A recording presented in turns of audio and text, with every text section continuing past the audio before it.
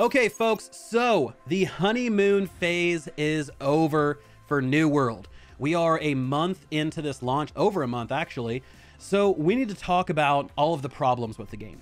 Now, I don't want this to come across as just like an overly negative, I'm dragging this game through the mud, I want a refund, I'm calling it a failure, you know, that's not what this is about.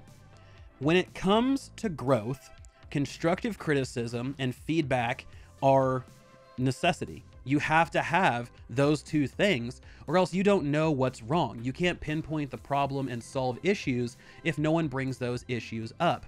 And I understand I, in the past, have been overly lenient on problems when it comes to games, right? I'm a very positive person, glass half full, silver lining. That's me. That's just who I am. But I'm trying to be a little more critical on games, and this is one game that I think needs it. And I'm hoping that Amazon Game Studios really sees a lot of these things, not just my video, but what the community is saying.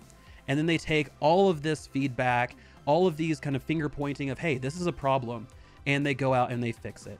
Because there's a lot of things that New World does well. The world design, the crafting, the gathering, leveling progression, not questing, but leveling progression, I think are all well done. What I want to do is bring all of the issues to the forefront. That way other players can understand what's going on if they need to make a purchasing decision, but also bring awareness to these issues. So once again, Amazon understands there are significant issues that need to be fixed, because right now we have some major issues. And these are things that are causing players to stop playing, or they're ruining their time. And all of these things are fairly basic, and they should have been ironed out during all of the delays and through all the play tests. But let's go ahead, let's get to it. It's a short list, long video. Let's get things started with wars. So right now, wars are an inconsistent mess. You have experiences where things work great, you can hit other players, you can capture points, there isn't hardly any lag, and there aren't people exploiting the game. But there are an alarming amount of times that I've heard from friends, colleagues, I've experienced it myself, where we're not even able to participate in a war, and the defending party is just automatically winning because you can't do anything because of all of the lag. Now, I mean, just take a look at this clip, right? This is brutal to watch, and it's led to some companies just giving up on the territory chase, since it's only a matter of time before fate isn't on your side, the lag monster comes out, bites your team, and suddenly you lose. And the problem is, when the lag isn't your biggest problem, you have exploits and bugs that then pile onto the experience and create a very bad time, to be honest with you. I mean, there's just no other way to put it. It's just a bad time. And this is something that absolutely needs to be handled as soon as possible. I know the most recent patch, we saw some slight war performance increases, but from talking with other people, you know, lag is still present, obviously, and now we have new metas, new exploits that have come from this patch that are again ruining the experience. And since war is such a huge aspect of the game, and especially for PvP players, where this is literally one of the only things they can do, since a lot of players aren't flagging because it's not worth the hassle, and without an outlet or an in-game activity, PvP players are really starting to consider leaving the game or taking a break until all of this is fixed. And I want to move and talk a little about those bugs, right? I mentioned them. The amount of bugs and exploits in this game is just ridiculous. I mean, first up, posting pictures in chat. When it comes to online games, never, ever, ever, ever underestimate the creativity of the community to troll each other. Right now, there's a way to post pictures into the chat of New World, and under certain circumstances, they're going to break the chat border and fill your entire screen, making it impossible to see. It's great, right? Then second, let's talk about chat a little bit more. Right now in New World, you can link items and then hover over them and view the tooltip, right? Just like other games where, hey, you know, check out this like axe I got. Yeah, it's pretty cool. Well, the New World community is at it again, and someone figured out that if you place a certain symbol in front of the item link, which will link just the item text, it'll cause anyone who scrolls over that item, it'll cause their game to crash. And it's literally being weaponized to troll and brick people's games. So somebody would post something like the screenshot I saw, developers hatch it, don't link, and you hover over it, and the next thing you know, boom, your game locks up, freezes, and you're kicked out. So people are using this obviously to kick people out of wars. They're using it to kick people out of other activities, just troll in general. And again, this is something that seems like it's fairly basic that needed to be taken care of way ahead of time, but here it is. Then we have the trading post issues where people aren't getting gold or items. Then we have the issues where players are invincible and they're using similar exploits that were present when Dark Age of Camelot was around. The same type of exploits that were in a game from 20 some years ago, which is just insane to me. So the list goes on and on and on, right? Some people blame the code, some people blame the client, the design, the infrastructure, others blame the devs. But at the end of the day, we just know that things aren't working well and these exploits are pushing players away. And it's very unfortunate because these seem like they should have been things that were fixed ahead of time, but instead, here they are. And to kind of continue building on the end game modes that just don't work well, let's talk about invasions.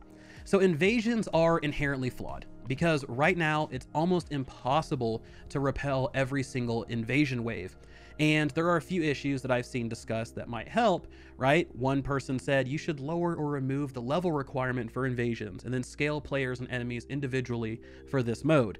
Now this one I'm not too crazy about. I do feel like a level 60 should have more impact on the outcome than a level 30. But at the same time, I do think having the level requirement set to 50 is a bit too high. I mean, by the time you get to the point where you can do invasions, people might not even make it to 50. And that's another part of the problem. There just isn't enough variety early on to really get you involved in things. So I feel like reducing this to 25 to start and then scaling enemies to that as well would help provide another activity for players leveling and give players a better chance to survive invasions. Now, the next thing I want to talk about is the trading post and it's just overly limited functionality. So the trading post is a really good example of something that is extremely pretty and well designed for screenshots, but it is terrible to use on a daily basis. It just visually looks great when it's standing still, but actual user experience is just not quite there. So let's go ahead and start things off with searching. So the trading post is horrible when it comes to searching for things. I mean, and there's just a serious lack of actual filters to use when searching for items. You know, I want to be able to enter in a keyword and then have those items appear. Things like brigand, cleric, ruby, whatever. And I can click it and it goes and it pulls up everything relating to that particular keyword.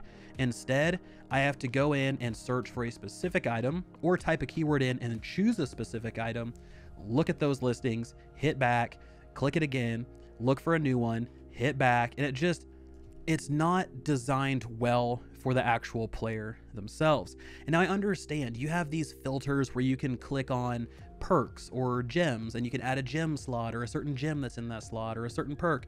But the only thing is it's super clunky because you can't search for individual perks or individual gems. You have to scroll through them. So I would love for a search bar to be single search anything. That's my big thing. If we can do that for searching, I think we'll be okay. And then on top of that, start adding in a multitude of filters. That way we can go through and fine tune that search. So now let's move on to selling. I would love to see some built-in history and the ability to see prices from multiple settlements without having to exit my sell window and then go back to the buy window and then filter all settlements, search for the item.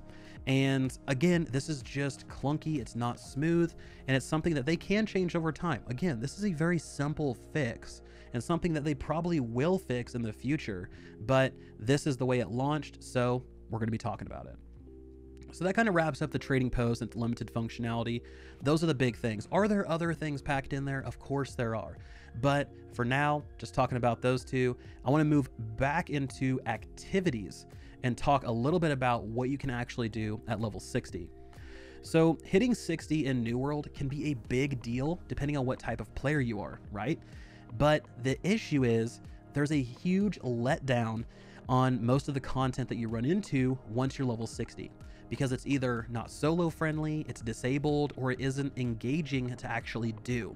Like the extremely long legendary quest chains that send you through more hoops that aren't truly any different than what you just did for 60 levels. And this is one thing in New World that just blows me away. They created this beautiful world. They created all of these really kind of cool systems, things to do, things to see out in the world itself. But they had such a lack of creativity for the quest chains that pull you through that world. And it's just baffling to me. It truly is. It's like all of their creativity juice got used on everything in the environment and not for the actual, stick and the carrot that you're going to be chasing through on these different things. Now, I understand, right? There are players who love the grind. They enjoy that portion of the game. I remember seeing a tweet from Lazy Peon where he was really disappointed that you couldn't just grind mobs to level. It just wasn't efficient anymore. Now, that is not me. I will not go out and just kill things over and over and over again to level up. That's not my play style. But I do understand there are certain people who love that type of stuff. So again, having that as a viable way is something easy to do. Now, at the same time, killing hordes of enemies and looting the exact same chests over and over and over and over again is not winning any medals. I mean, it's not engaging. It's not creative. It's mind-numbingly boring, to be honest with you. And to build onto this, we have the end game dungeons. These are really fun. I really like them. But again, they are limited. They are short-lived. And because they're handcrafted, it's going to be the exact same experience every single time. And then to pile on top of it, you have to have a tuning orb to get in there. So you can't just say, hey, I really want to do Lazarus. I really want to do, hell, Starstone. You can't just run in there and do those things. You have to have the key to get in. So this is another time gate, another resource gate that's going to push people away. And overall, the lack of endgame has the community becoming more and more creative on their own just to justify their time in the game. You have a Reddit post that I saw the other day where this person's server has turned Windsward into a giant casino where you show up, you wager a gold amount, you roll some dice, and you see who wins. The winner gets the amount of gold, the loser obviously pays the gold. And these are things that the devs can easily take and then incorporate into the game itself.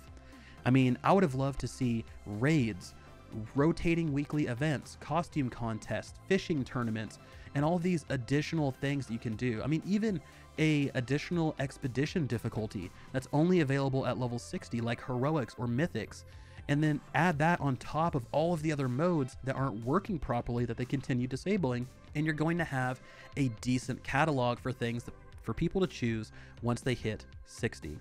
So the next one I want to talk about is an extremely quick one, but this is one that I think is very important and we need to talk about it. There are way too many items that are bind on pickup. Way too many. It's such a downer feeling getting a cool epic drop, a blue drop. And you look at them and they're bind on pickup. And, there's nothing worse than seeing a really cool epic drop and you're like, you know what? I can't use that for my build, but I know someone can, and it's going to get some awesome coin on the trading post. And you look at it and it's BOP. There are so many BOP items from named mobs or world drops, and it just puts such a damper on the trading economy. And like I said, this is a quick one. I'm not going to harp on it because it's really to the point and people understand the impact it has. But I would have loved to see anything outside of dungeons drop as bind on equip, and then all of your dungeon drops are bind on pickup, but they also can be shared with your party. That seems like a fair trade and something that should be done and hopefully will be done in the future. And lastly, the very last one, but this is one of the biggest ones, and this is also the thing that is causing so many players to quit. I have a friend that plays BDO, and he is even saying, I don't know if I can make it to 60 because the questing is so awful. And I agree. It is truly awful. And this comes in with that creativity portion we just talked about. New World has some of the worst questing, if not the worst questing. Number one, I've seen in an MMORPG. And I don't mean that lightly. Right now, you either repeat the same 5 objectives over and over again throughout every single quest chain and most of your side quests. And these are loot chests, kill X enemies, hold this spot, or pick up an asset, move it to another spot, or bring X resources to me. And that is it. And if you take the fast path and you hammer out town boards, which you're held back by a 30-minute timer, These are extremely mind-numbing to complete. And I would have loved to see some different things here. Again, this goes into, we have such a cool world to explore, so much possibility and potential here, and it just seems like it was just slapped together. And I know it wasn't last minute because we saw this exact same structure when we had the technical alphas and the closed betas and all that stuff. So this isn't something that's like brand new that they just, oh, we have to do this really quick. And I understand, right? I know what some people are going to say is, well, Vulkan, this is way all quests are. Look at World of Warcraft, look at Final Fantasy, look at any other MMO. All of these quests boil down to the same thing of kill X enemies or collect X things. And I get that. But the big thing here is those games add some decorative wrapping to those type of quests, right? They present them in an interesting manner. Here you have, it's just very straightforward. I need you to go to this point. I need you to loot 5 chests. I need you to kill 8 enemies and then come back to me. At least in other games, it's like a big quest chain of, okay, here's what we have to do. We have this villain that's in this zone, right? And they're a bad guy. And we need to take care of these enemies. We need to kill 8 of his lackeys because those are going to drop certain pieces of this thing. And then we need to take those pieces and put them together. That way we have this sword, and this sword will be able to kill that bad guy. And then we also need to go to this forge, and we're going to go to this forge and hold that point until we can forge a shield that'll protect us from the corruption that this guy has. And then at that point we go and we do a big boss battle, whether it's in a dungeon, whether it's actually like a quest objective, and we kill them off and it cleanses that zone. You have all this progression, you have this accomplishment at the end of it. And that's the thing that really sells a game or sells a quest, is you have a start, a middle, and an end. It's a story. You know, the Azoth staff quest chain, I think is actually okay. You know, I like the Soul Wardens aspect. I like how, you know, Jonas's interaction with the characters. I like what the player does. But ultimately, that's one thing. And everything else just really falls short. And I just don't think that this is an easy fix either, because you have to go back and redo all of those quests, redo those objectives.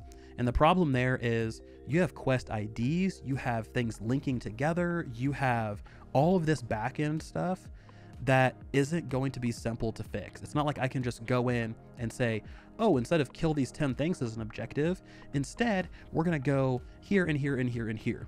You have to look at all of the different things that interact with that quest chain and that are impacted by it, and then go and change those. So there's a big domino effect that goes into this, and it's not a simple fix. But at the end of the day, the big thing that I'm trying to hammer home here is the questing here is incredibly basic. It's very simple. Whereas other games present it differently, and they present it in a manner of you're going through a story. The writing is better, the presentation is better, the adventure is better. And that is where, hopefully, in the next expansion for Brimstone Sands and going forward in other content patches, we'll actually see a good quest line and good quest structure than what we see today. So folks, like I said, I mean, this isn't a video aimed to say that New World is a terrible game and needs to be put in a coffin, buried, but rather these are some big ticket items that are causing players to quit or to take a break until things are resolved. I mean, we are flush with bugs, activities that don't work, an empty end game, and boring quests that link everything together. And I know Amazon can fix this with our help, right? It's gonna be tough, it's gonna require some hard conversations, some challenging situations, but ultimately, if games like Destiny, No Man's Sky, and Final Fantasy XIV can bounce back, then there isn't a reason that New World, with Amazon's funding, I might add, can't fix these things and then come out stronger on the other side. So I want to hear what you guys think. Let's get talking in the comment section below. As always, this has been Vulkan. Thank you so much for your support, and I'll talk to you next time.